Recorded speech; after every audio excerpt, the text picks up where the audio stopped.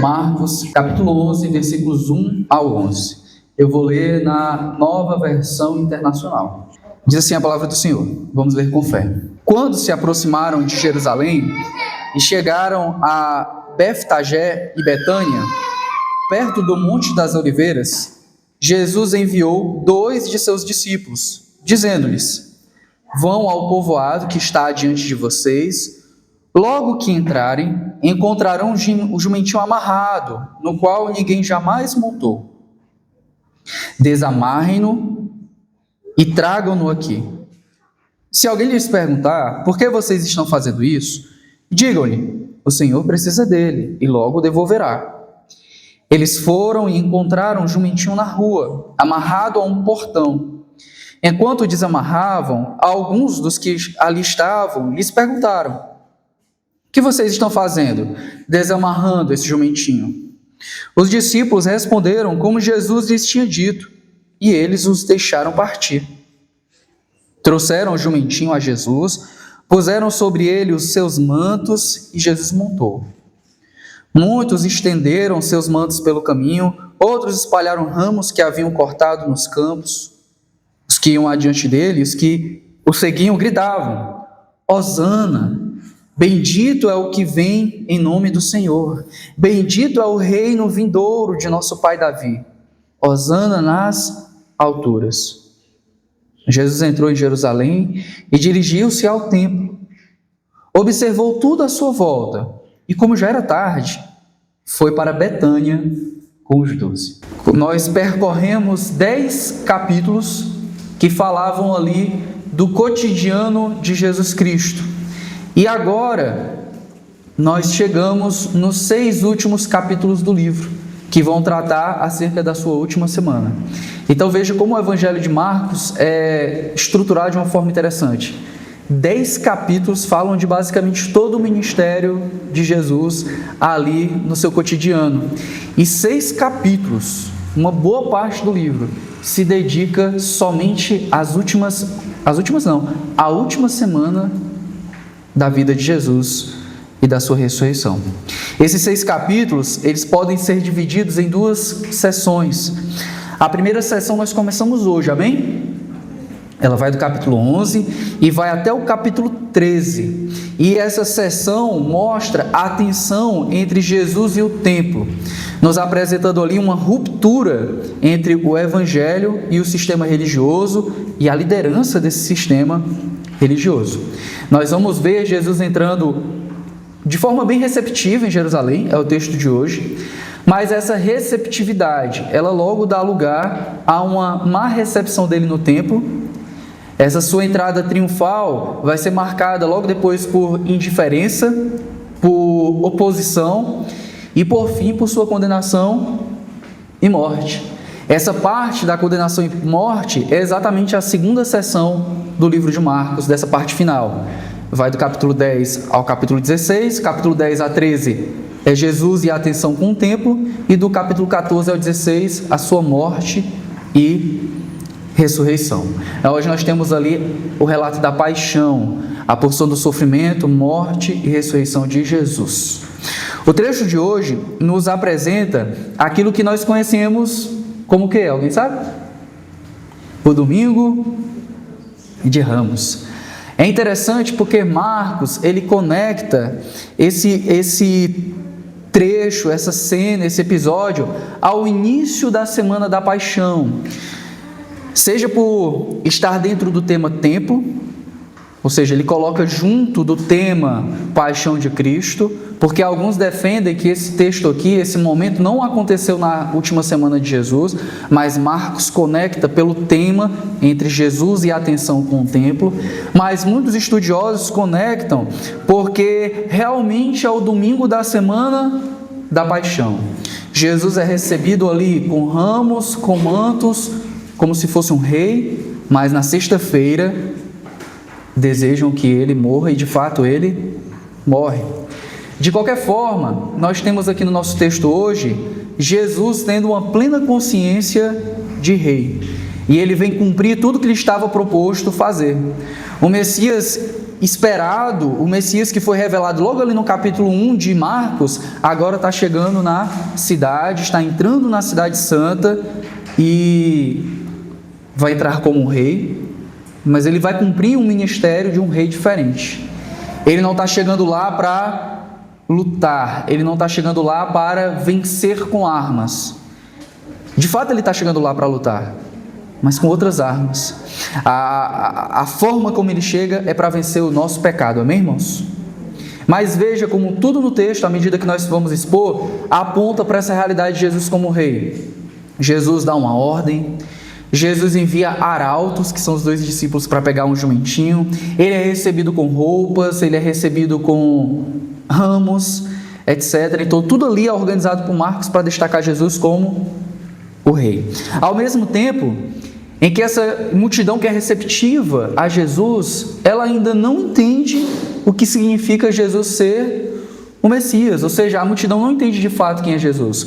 A aclamação que é gritante, a aclamação que é forte, é calorosa de Jesus em Jerusalém, é bastante curta, porque o texto da gente termina lá no versículo 11 de uma forma bem abrupta, dizendo que ele chegou ao templo, observou o que estava acontecendo ali, e porque já era tarde, ele foi para Betânia junto com os 12. Fora isso, quando nós conectarmos esse texto às outras pregações, nós vamos ver que é também gritante o contraste entre a receptividade de Jesus em Jerusalém como se fosse rei, e na sexta-feira, em poucos dias, aquele mesmo povo clamando por sua crucificação. O texto diretamente nos leva a refletir sobre como nós vemos Jesus. É uma das bases na nossa reflexão hoje. É você ler o texto e se colocar no lugar daquelas pessoas que recebem Jesus como rei, que demonstram uma aparente sinceridade acerca de quem é Jesus, mas lá no fundo elas não entendem bem quem é Jesus. E quando Jesus se revela ser quem ele de fato é, aquela multidão vai gritar: crucificam. Esse texto, ele nos leva a refletir, meus irmãos, se nós temos Jesus de fato como rei que ele é. Esse texto nos faz refletir se os nossos atos se conectam com a nossa compreensão sobre quem ele é, amém? Vamos então para a exposição. Vamos para os versículos de 1 a 6. Esse texto tem uma estrutura bastante fácil. Eu dividi ele apenas em 2 partes. A entrada triunfal de Jesus, ou a preparação para a entrada triunfal, melhor dizendo, e depois a entrada triunfal de Jesus. Vamos então para a preparação dessa entrada, versículos de 1 a 6. Vamos ler novamente? Quando se aproximaram de Jerusalém, chegaram a Betfagé e a Betânia, perto do Monte das Oliveiras. Jesus enviou 2 de seus discípulos, dizendo-lhes: vão ao povoado que está diante de vocês. Logo que entrarem, encontrarão um jumentinho amarrado, no qual ninguém jamais montou. Desamarrem-no e tragam-no aqui. Se alguém lhes perguntar: por que vocês estão fazendo isso? Digam-lhe: o Senhor precisa dele e o devolverá. Eles foram e encontraram um jumentinho na rua, amarrado a um portão. Enquanto desamarravam, alguns dos que ali estavam lhe perguntaram: o que vocês estão fazendo desamarrando esse jumentinho? Os discípulos responderam como Jesus lhe tinha dito, e eles os deixaram ir. Então, olha que legal, meus irmãos. Marcos está trazendo a gente agora para Jerusalém, mas não mais uma Jerusalém próxima. Nas últimas exposições nós vimos isso, Marcos preparando o leitor para a chegada de Jesus em Jerusalém, mas tudo era uma preparação. Agora não. Agora Jesus já chega a Jerusalém e tudo aquilo que foi revelado sobre Jesus entrar em Jerusalém, ser traído, ser entregue às autoridades, ser julgado, ser condenado, ser morto, ser sepultado e ressuscitado ao 3º dia, tudo isso agora não é mais algo distante, de fato é uma grande iminência. Jesus chegou a Jerusalém. Portanto, não é só uma aproximação geográfica, é uma aproximação dramática. Jesus está chegando mais perto ao momento da paixão. Não sei, eu nunca fiz cirurgia, meus irmãos. Mas eu imagino que uma coisa é você fazer todas as consultas, uma coisa é você fazer toda a preparação, outra coisa é o dia que você chega no hospital. Uma coisa é a distância temporal, a distância geográfica, outra coisa é a distância com os acontecimentos, é você se aproximar daquele momento. E Jesus não está indo para uma cirurgia. E o leitor não está se preparando para ir para uma cirurgia. Jesus e os leitores estão se preparando para o drama da cruz. Jesus, o rei que se tornou servo, ele vem cumprir agora aquilo que ele disse que iria cumprir, que é a morte redentora, a morte substitutiva, a morte pelos nossos pecados. E é interessante porque Marcos vai construir isso de uma forma muito bonita, porque Marcos, e você lembra que Marcos poucas vezes menciona o nome de lugares, aqui ele cita o Monte das Oliveiras. E o Monte das Oliveiras, no Antigo Testamento, tinha uma figura presente do local do juízo final. Por exemplo, em Zacarias, por exemplo, em Ezequiel. E quando nós lemos, alguns historiadores da época de Jesus, eles de fato veem em Jerusalém, eles veem ali o Monte das Oliveiras, aquela região como um cenário desse cumprimento profético acerca da obra do Messias. E de fato o Messias está chegando, e Marcos está colocando, ele não só está chegando em Jerusalém, ele está se aproximando do Monte das Oliveiras. O cenário da vinda do Messias está posto e o Messias chegou. Não apenas chegou lá no capítulo 1, quando João Batista diz, eis o Cordeiro de Deus que tira o pecado do mundo. Onde o cenário está preparado, João Batista é aquele que vai preparar os caminhos, o rei chegou. Mas agora o rei chegou para morrer. O rei chegou para se tornar um servo, e como diz Paulo aos Filipenses, não é apenas um servo que nos serve com coisas entregues, é um servo que dá a sua própria vida em morte e morte de cruz. Amém? Espero que vocês estejam acompanhando. Então veja, o texto nos diz também que existe uma figura aqui de rei sobre Jesus quando ele envia os seus discípulos. Diz o nosso texto que ele enviou 2 de seus discípulos para buscar um jumentinho.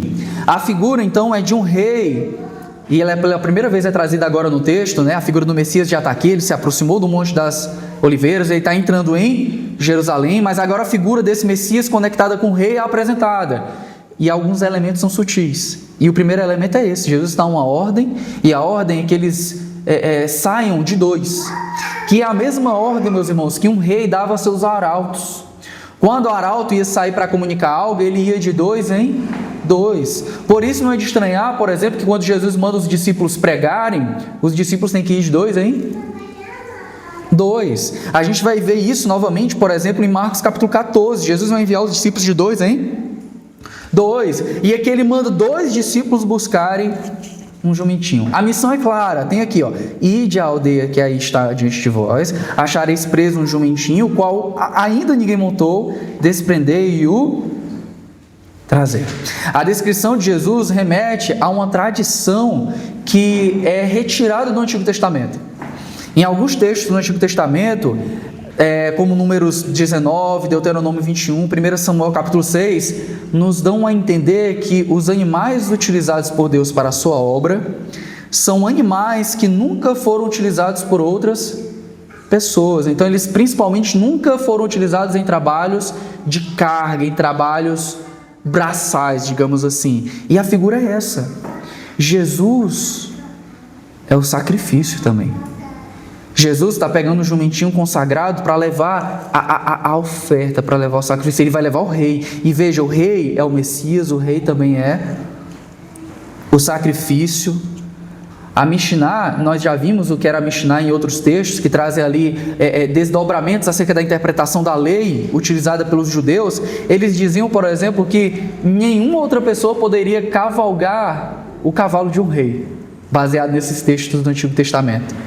E Jesus está entrando ali, existe um sinal bem claro. Ele está vindo num jumentinho, não é um cavalo, não é um jumento velho, é um jumento novo, e ele está então apresentando a figura de que ele está realizando a obra de Deus.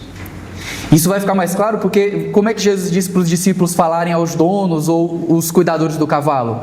O Senhor está pedindo. Ou seja, esse jumentinho vai cumprir a ordem de Deus. Amém? Tem até um livro, viu? Quem quiser ler para crianças, O Jumentinho do Rei. Depois procure, quem tem criança. É um livro bem legal. Vai tentar criar uma narrativa para esse jumentinho. Por isso que é legal para crianças. Mas veja, esse texto nos mostra que existe um ato messiânico consciente da parte de Jesus. Ele sabe quem ele é, amém, irmãos? E o que eu acho mais chocante nesse texto é que somente Jesus sabe quem ele é. Os discípulos não estão entendendo muito bem. As multidões recebem ele como rei, mas não sabem o que significa ele ser rei. Mas Jesus está cumprindo cabalmente cada coisa. Ele chega aos montes da oliveira, ele manda os seus arautos, ele pede um jumentinho e ele vai entrar cumprindo tudo isso. Ele então pretende entrar em Jerusalém como um rei. Ele pretende entrar em Jerusalém como rei de Israel. E ele está arranjando tudo isso. A soberania de Cristo é muito bem apresentada, né, irmãos? Jesus está organizando cada coisa. E aí o texto continua com a demanda de Jesus. Se alguém vos perguntar por que fazeis isso, o que é que eles devem responder? O Senhor precisa dele e logo o devolverá. E aqui eu pego algumas críticas do Instagram e do Twitter da vida. Jesus está mandando roubar um jumentinho. Não sei se você já ouviu isso, ou se você, na sua leitura, né? Como assim, cara? Calma aí. Jesus está mandando pegar o jumento de alguém. Nós precisamos entender bem o que está acontecendo. Porque aqui o cenário de Marcos não mostra, mas quando nós lemos, por exemplo, Mateus e Lucas, nós sabemos que, e João também, de certa forma, que Jesus transitou várias vezes entre Jerusalém e Betânia. Jesus, como um judeu, ele foi a Jerusalém várias vezes, pelo menos uma vez no ano ele ia a Jerusalém. Então é muito provável que Jesus conhecia muito bem aquelas redondezas. É provável também que Jesus, além de saber da existência de jumentinhos naquela região, que ele conhecia e ele tinha discípulos naquela região. Então provavelmente ele sabe de uma propriedade, de alguém ali que é seguidor de Jesus. Então quando ele pedir para os discípulos dizer, o Senhor pede, e esse Senhor agora não é mais somente o Senhor Deus, mas é o Senhor Jesus, o mestre de vocês, a quem vocês seguem, ele está pedindo esse jumento. Então eles vão entregar o jumento. Mas o propósito de Marcos vai além disso. Porque nós que estamos acompanhando a série em Marcos, nós sabemos que um dos objetivos de Marcos é começar a traçar o aspecto da presciência divina em Jesus. Jesus é o Filho de Deus, ele compartilha a sua natureza divina com Deus, ele é verdadeiramente homem, ele é verdadeiramente Deus. Então Jesus sabe da preexistência de um jumentinho. Jesus sabe que existe um jumentinho ali que ele nunca foi montado por ninguém. Ele é cerimonialmente adequado para o propósito de Jesus. Jesus sabe na sua presciência divina que ele está preso. Ele sabe que uma objeção vai surgir e que a resposta adequada àquela objeção é dizer, o Senhor pede e logo devolverá. E existe algo também que Marcos está traçando. Jesus não é o rei que está chegando. E Marcos está escrevendo para a igreja de Roma, e a igreja de Roma é muito familiarizada com a figura de reis, inclusive os soldados romanos também tinham isso, a prerrogativa de pedir um animal quando eles precisassem de um animal para uma demanda pessoal. Então um soldado romano, um rei, em uma demanda ali, ele podia dizer, olha, pega cavalo, me dá aqui este cavalo. Então Marcos está conectando, esse rei, ele é Deus, ele é o Filho de Deus, e ele é rei que pode pedir todas as coisas. Veja bem, e tudo isso é confirmado, porque como é que as coisas acontecem? Elas se distanciam em algum milímetro do que Jesus previu? Não, né? O versículo 4 diz que eles foram, encontraram um jumentinho amarrado. Enquanto eles amarravam, alguns dos homens lhe perguntaram, o que vocês estão fazendo? Desamarrando esse jumentinho. Os jumentinhos responderam como Jesus lhe tinha dito, e eles o deixaram ir. Então o texto termina os 6 versículos dizendo, olha, tudo aconteceu como Jesus falou. Tudo aconteceu conforme Jesus apresentou. E antes de nós irmos para a próxima parte do texto, a partir do versículo 7, é interessante nós notarmos que, embora Jesus seja totalmente consciente do que esteja acontecendo, ele é o rei e ele está construindo as coisas de acordo com como foi previsto que o rei deveria entrar em Jerusalém. É provável, meus irmãos, que os discípulos não estejam entendendo nada. Porque lembra que uma das figuras mais presentes nos últimos capítulos era que os discípulos não entendiam nada que Jesus estava falando? Então, provavelmente, quando Jesus manda pegar o jumentinho, viu, irmão Dorissalmo, o que passa na cabeça deles não é o seguinte, não, ó. Jesus está pedindo para pegar um jumentinho, então ele é o rei, e ele vai entrar em Jerusalém como um rei. Não, provavelmente o que passa na cabeça deles é, por que Jesus está pedindo um jumentinho? Reis não andam em um jumentinho, isso não é transporte para um rei. Ou seja, isso não se deu, essa má compreensão, por causa da ausência de profecias no Antigo Testamento, porque Zacarias 9:9, a gente vai ler daqui a pouco, fala sobre essa figura. Gênesis 49 fala sobre a figura de um jumento, né, espelhando aí o que vai acontecer ao Messias. Mas isso acontece porque os discípulos estão constantemente sem entender os propósitos divinos. E isso vai ser revelado agora também na multidão. Vamos para a parte 2. A entrada de Jesus em Jerusalém. Vamos a partir do versículo 7. Trouxeram o jumentinho a Jesus, puseram sobre ele os seus mantos e Jesus montou. Muitos estenderam seus mantos pelo caminho, outros espalharam ramos que haviam cortado nos campos. Os que iam adiante dele e os que seguiam gritavam: Hosana, bendito é o que vem em nome do Senhor, bendito é o reino vindouro do nosso pai Davi, Hosana nas alturas. E agora o desfecho. Jesus entrou em Jerusalém, dirigiu-se ao templo, observou tudo à sua volta e, como já era tarde, foi para Betânia com os 12. Nós acabamos de falar do Antigo Testamento, né? Que a má compreensão dos discípulos não era por falta de profecias. Então, vamos aproveitar que eu falei do Antigo Testamento para nos ajudar a entender aqui. Porque é o Antigo Testamento que vai enriquecer a nossa leitura desse texto. Veja, os discípulos pegam um jumentinho para a montaria e o povo recebe Jesus na entrada das ruas da cidade. Nós temos uma multidão e isso revela aquilo que Marcos já trouxe para nós, que Jesus já era muito conhecido. E a festa é a festa da Páscoa, que vai acontecer. E a festa da Páscoa, segundo os historiadores, ela reunia de 600 mil a 2,5 milhões de pessoas em Jerusalém. Boa parte do ministério de Jesus era na Galileia, e provavelmente muitos galileus estavam ali. Então, quando Jesus chega, ele não é um desconhecido. Quando Jesus chega, as pessoas sabem quem ele é, há burburinhos. Quando Jesus saiu de Jericó, nós vimos também que uma multidão o seguia. Então Jesus já chegou com a multidão, existe uma multidão já lá presente, a multidão identifica Jesus e a multidão recebe Jesus. A multidão que foi para a Páscoa recebe o rei e recebe o cordeiro pascal, né? Eles recebem Jesus. E a multidão coloca as suas roupas, né? Diz aqui o texto que eles colocam seus mantos, diz o texto ainda que outros balançavam ramos. E aqui nos fala muito, meus irmãos, porque claramente essa não é a forma de receber peregrinos na cidade. Ou seja, Jesus não está sendo recebido como um importante peregrino. Jesus está sendo recebido como rei. É homenagem a um rei. Lá em 2 Reis, você deve lembrar, vamos ler lá, por favor, segundo Reis, por exemplo. 2 Reis, capítulo 9, versículo 13.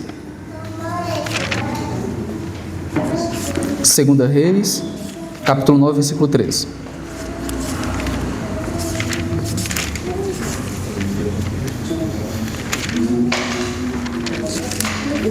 É o tipo de figura do Antigo Testamento que vem aqui, ó.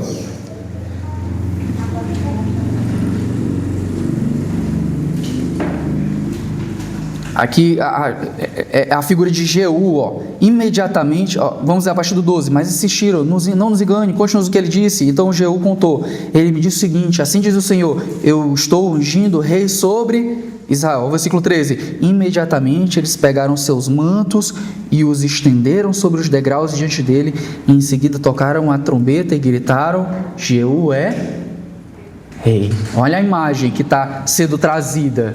Colocar mantos na passagem de alguém é uma forma de dizer: esse alguém que está passando é rei. Uma profecia sobre Jesus está lá em Zacarias também, que pode nos ajudar. Zacarias capítulo 9, versículo 9.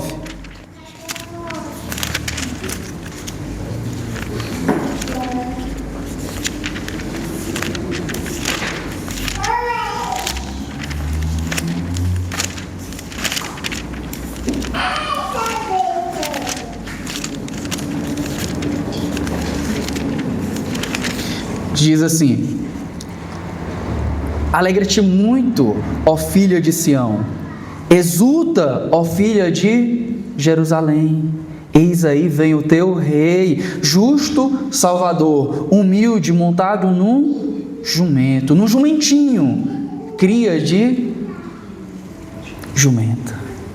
Meus irmãos, nós sabemos ainda que adornar a chegada de alguém com ramos faz parte de uma figura festiva do Antigo Testamento. Uma figura que nós temos cumprida aqui em Jesus, que reflete o Salmo 118. Vamos ler o Salmo 118, por favor.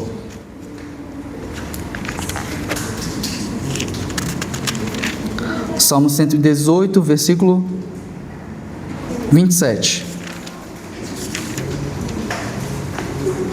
E deixa aí no Salmo 118, por favor. O Senhor é Deus, Ele faz resplandecer sobre nós a sua luz. Juntem-se ao cortejo festivo, levando ramos até as pontas do altar.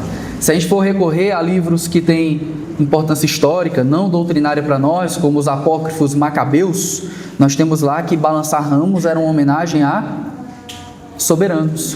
Então, meus irmãos, nós temos aqui um texto clamando a um homem que está sendo recebido não somente como peregrino, ele está sendo recebido como rei. O texto nos diz que eles falam, né, lá em Marcos, mas pode deixar no 118, por favor. Hosana, bendito o que vem em nome do Senhor, bendito o reino que vem, o reino de Davi, nosso Pai. Hosana nas maiores alturas. São dois versículos aqui do Salmo 118, 25 e 26, vamos ler. Salva-nos, Senhor, nós imploramos. Faz-nos prosperar, Senhor, nós suplicamos. Bendito é o que vem em nome do Senhor. Da casa do Senhor nós os abençoamos. Hosana, meus irmãos, significa salve. É o que está escrito aqui no Salmo 118. Salva-nos agora. Ou seja, quando eles falam Hosana lá, é essa mesma frase aqui, que se tornou na época de Jesus uma espécie de interjeição. Por exemplo, hoje, quando nós falamos aleluia, né? Que significa louvado seja o Senhor. Geralmente a gente não fala assim em tons cerimoniais, geralmente a gente fala como interjeição. Acontece uma coisa, a gente fala aleluia, né? Mas o que a gente está querendo dizer é louvado seja o Senhor. Então aquele povo está dizendo Hosana, não significa que eles estejam necessariamente dizendo salva-nos agora, mas eles estão contando como interjeição Hosana, que reflete essa expectativa que um dia eles criam que haveria de ser cumprida, mas que agora, naquele momento, estava sendo cumprida. Salva-nos agora, Senhor. É interessante que eles acrescentam ali o reino de Davi, que não tem aqui no Salmo 118, né? Ou seja, a expectativa deles é que quem vai salvá-los é o filho de Davi. E ser filho de Davi não significa somente estar na dinastia de Davi, porque a profecia dizia que um filho de Davi, um descendente de Davi, ia se assentar no seu trono e reinar para sempre, mas também a mesma figura de Davi como libertador. Aquele que vem e senta no trono de Davi é aquele que é libertador. Então veja, nessa época de Jesus, aí você pode voltar comigo para Marcos, a expressão Hosana não significa somente recepcionar peregrinos, embora eles recebessem peregrinos assim, mas naquele ambiente de festa, naquele ambiente de reencontro. Jerusalém recebe gente de todo lugar, muita gente está se vendo. Aquele ambiente de cortejo, eles estão recebendo Jesus com hosana, mas demonstrando que ele está sendo entendido como o rei. Tem algo que eu acho que vale a pena a gente saber. O Salmo 113 ao Salmo 118, eles são um trecho conhecido como Hallel, que era geralmente cantado na época de Páscoa. Então os peregrinos iam andando e cantando, as pessoas iam chegando em Jerusalém, as pessoas iam cantando, mas ela trazia à memória do povo a esperança da restauração trazida pelo rei Davídico. Então olha, meu irmão, como tudo está montado. Jesus é soberano sobre o que está acontecendo.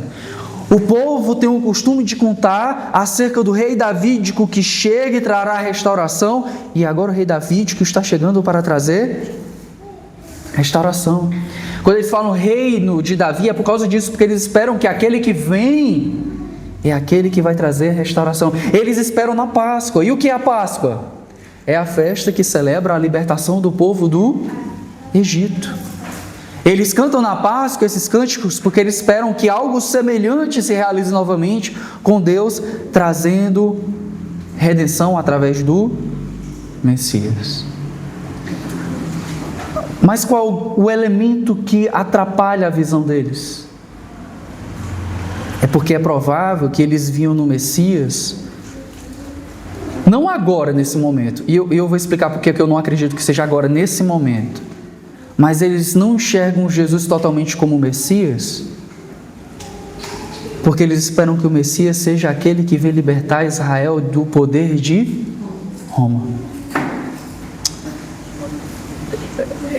Essa visão messiânica deles, então, não é tão convicta sobre Jesus ser aquele que vai fazer isso, porque senão os soldados teriam prendido Jesus aqui. Se eles imaginassem que Jesus é de fato o Messias que vem libertá-los de Roma, e aqui é um misto interessante, porque essa é a expectativa que eles têm do Messias, de alguma forma é a expectativa que eles têm de Jesus, mas Jesus falta a cumprir isso.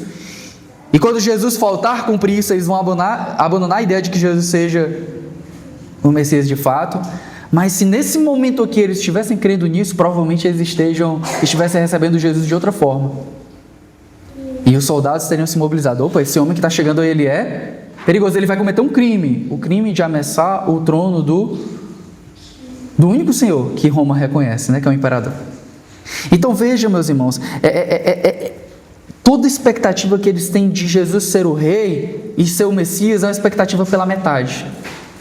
É uma expectativa que não se sustenta totalmente na forma como eles recebem Jesus. É tanto que quando Jesus é acusado pelos líderes religiosos, eles em nenhum momento mencionam: está vendo como esse homem é perigoso?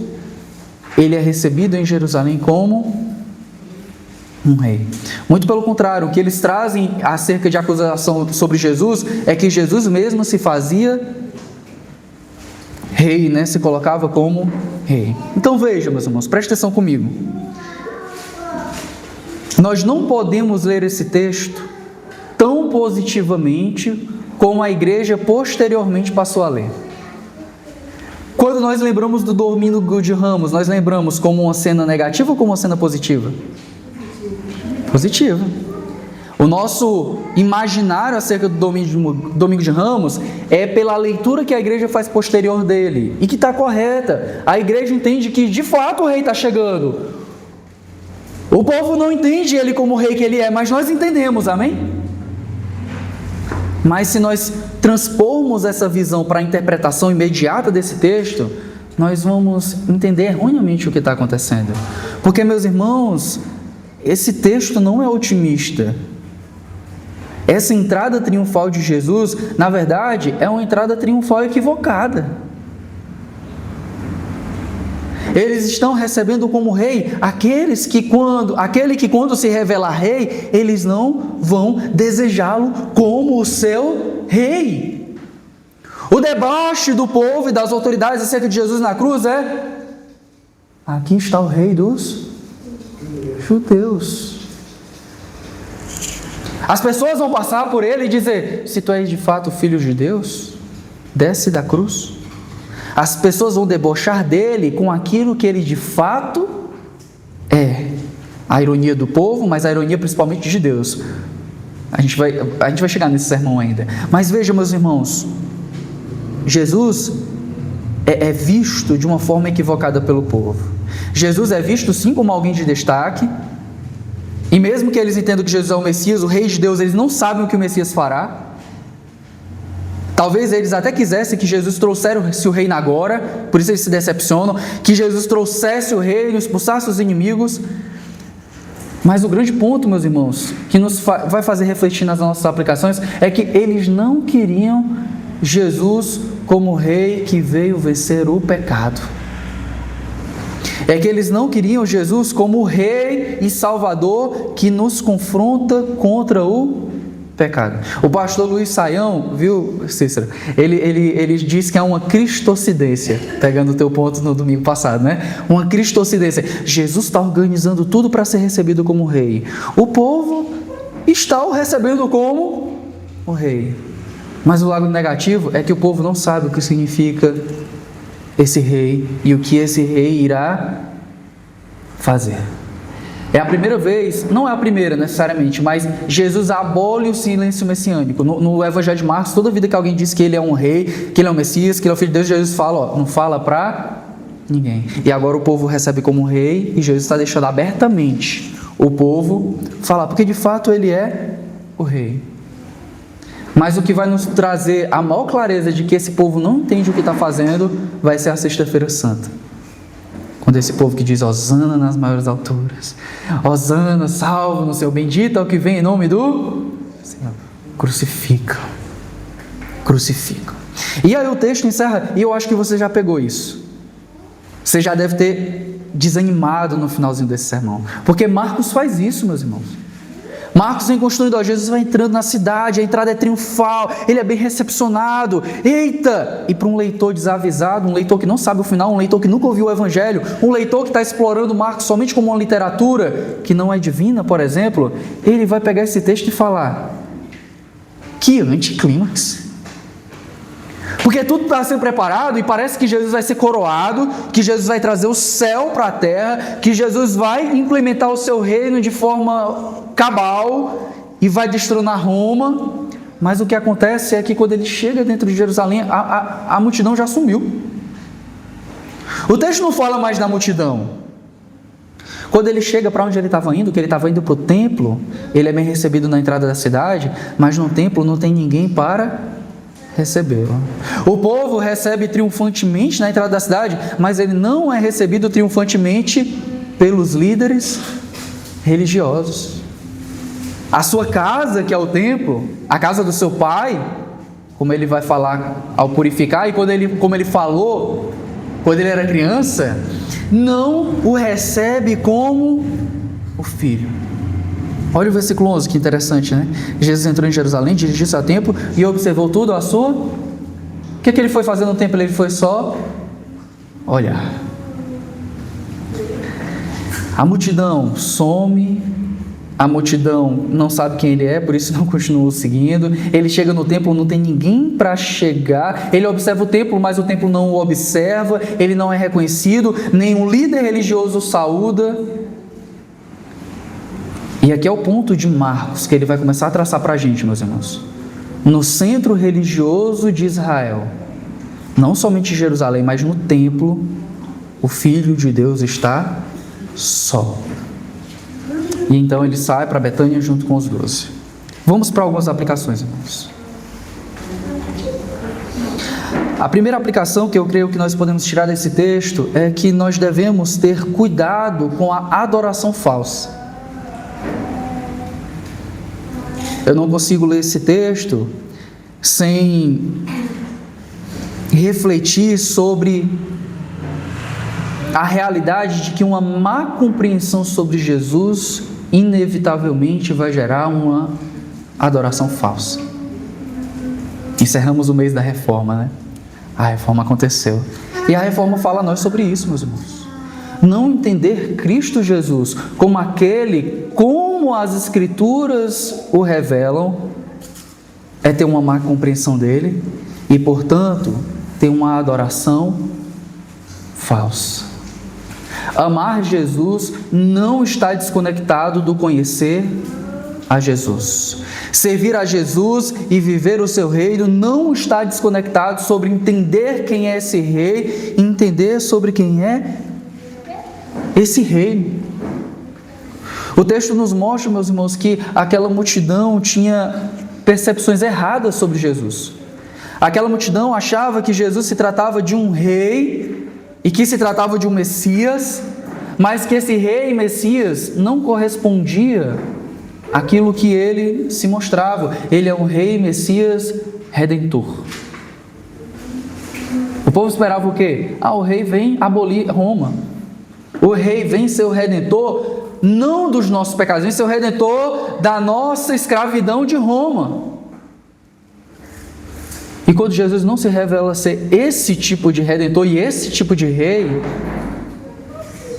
eles o abandonam. E isso mostra que toda adoração e toda recepção que eles fizeram acerca de Jesus era totalmente falsa.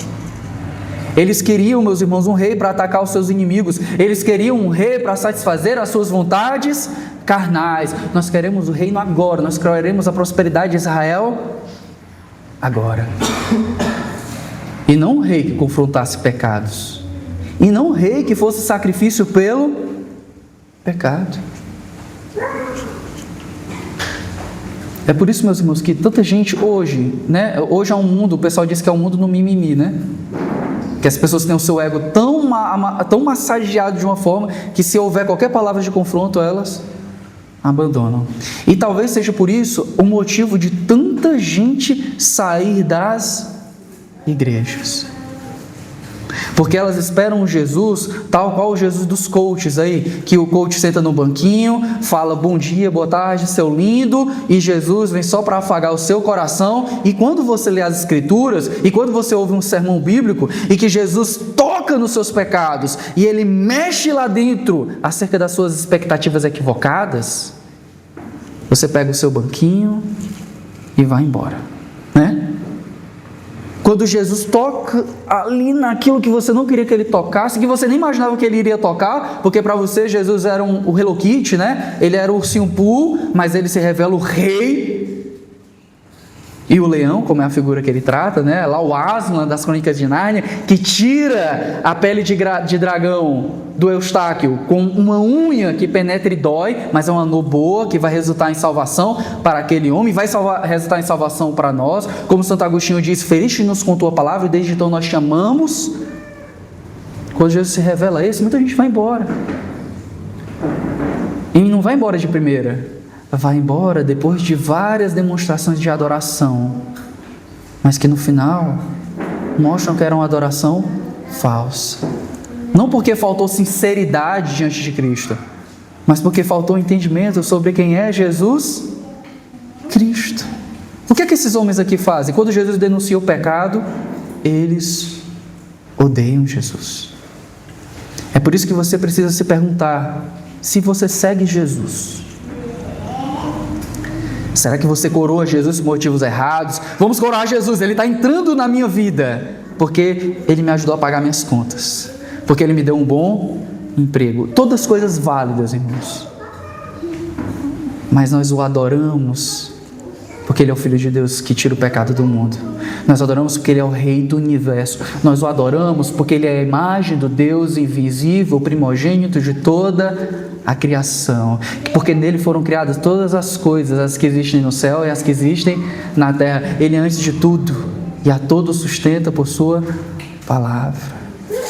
Ele é o resplendor da glória do Pai. Nós o adoramos por aquilo que ele é e aquilo que ele se revela a ser, e não porque ele me dá uma cura, porque ele me dá sucesso, mas porque ele me salva daquilo que eu realmente preciso. Meus irmãos, se nós compreendermos mal Jesus, nós iremos rejeitá-lo no final. Eu falei sobre pessoas que vão embora da igreja, meus irmãos. Eu quero me deter ainda a isso, porque o que eu tenho observado é que nesse fenômeno de muitas pessoas desigrejadas, o que acontece algumas vezes é que são pessoas que estiveram na igreja durante muito tempo, Não estou generalizando, estou falando de um grupo dentro dos desigrejados que estiveram na igreja durante muito tempo, mas durante esse tempo eles nunca entenderam quem era Jesus. E toda a sua fé parecia sincera, principalmente no início, mas em algum momento eles rejeitaram Jesus radicalmente. Você já viu pessoas que, antigamente o pessoal chama de que se desviou, né? E que abraçam uma vida totalmente contrária àquilo que diziam viver, aquilo que diziam compreender sobre Jesus, mas essa vida totalmente contrária, essa profanação, essa rejeição de Jesus é apenas o estopim de uma má compreensão nunca resolvida ao longo da sua vida de fé. Por isso eu oro por você e eu peço por você, se coloca nos pés de Cristo, resolva as suas más compreensões sobre Jesus, sane em fé aquilo que você de repente não entende sobre Jesus, porque no dia que Jesus não lhe entregar aquilo que você quer, você irá abandoná-lo. É essa a figura de Judas, irmãos. Como assim, Senhor? Pegar esse perfume caro e lavar teus pés, era melhor vender e dar aos pobres. Não, Judas, não é para isso que eu vim, e você também não está entendendo quem eu sou. Ela entendeu quem eu sou. Senhor, tu não vieste libertar o povo de Roma, então eu te vendi por algumas moedas de prata. Eu não queria que o Senhor morresse, mas o Senhor não é o Messias que eu... É por isso que eu te traio. As pessoas abandonam Jesus por causa disso. Aquelas pessoas pensavam que Jesus era o rei, quando ele não é o rei que elas querem, crucifica. Por isso, querido irmão, testa a sua confissão. Será que suas atitudes concordam com aquilo que você confessa sobre Jesus? Talvez as suas atitudes só proclamem que as suas confissões são superficiais. Será que você crê que Jesus é de fato o Senhor, seu Senhor e Salvador, ou que Ele é apenas alguém que satisfaz as suas vontades? Busque a Jesus. Ele é o Rei, amém? Ele é o Rei. Por isso que você deve buscá-lo como falido. Como você sendo um vaso vazio e quebrado. Por isso que, como Martinho Lutero nos lembrou, chegue-se a Ele com fé, chegue-se a Ele com mãos vazias, porque Ele é o resgate da morte, Ele é o resgate dos nossos pecados. Então Ele dará a você uma alegria, como diz o pastor John MacArthur, indescritível, uma alegria na sua glória pela graça de Jesus Cristo. Eu quero ainda fazer outra aplicação, meus irmãos, é que quando nós lemos esse texto, nós lembramos de algo que nós vimos lá no capítulo 1 também, de que Jesus se trata de um rei diferente, e que o seu reino é diferente. Essa frase que nós falamos lá no início dessa série de exposições, ela se torna mais forte agora, mais emblemática agora, porque é muito enfático Jesus entrar na cidade de Jerusalém montado em um jumentinho, porque Ele é um rei diferente. Há alguns anos atrás eu vi uma dessas igrejas pop, né? Um dos seus pastores dizendo assim: não, quando Jesus escolhe um jumentinho, você precisa entender que que o jumentinho é a BMW da época. Você precisa entender que o jumentinho é a Mercedes da época. Ai, meu Deus, é tanta lorota que a gente tem que ouvir, né? Mas, meus irmãos, é o contrário. Jesus está dizendo que Ele é um rei diferente, de um reino diferente, que esse rei do universo é o rei que se tornou servo, e Ele veio para chegar naquilo que era seu, para ser recebido por aqueles que eram seus. João disse que os seus não receberam, mas Ele vem em plena humildade, Ele vem sentado num jumentinho, Ele vem tão disposto a ser o Cordeiro de Deus que tira o pecado do mundo e que vai ao matadouro sem abrir a boca, que os exércitos de Roma estão ali montados para a grande festa da Páscoa, para conter qualquer tipo de montim, e eles olham para Jesus entrando e eles veem um homem que não representa ameaça nenhuma. O rei sentado no jumentinho, ele vem em paz.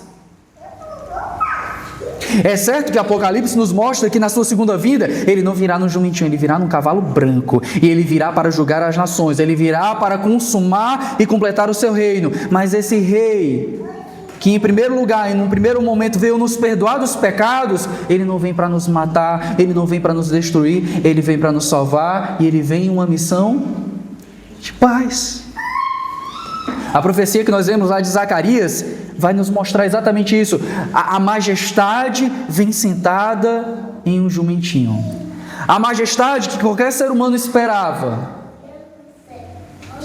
ela não é confirmada nas expectativas humanas quando Jesus vem sentado em um jumentinho. Mas o mais interessante, meus irmãos, para nós que lemos Marcos até o capítulo 11, é que a maior humildade de Jesus não é representada no jumentinho dele. É nele mesmo, amém?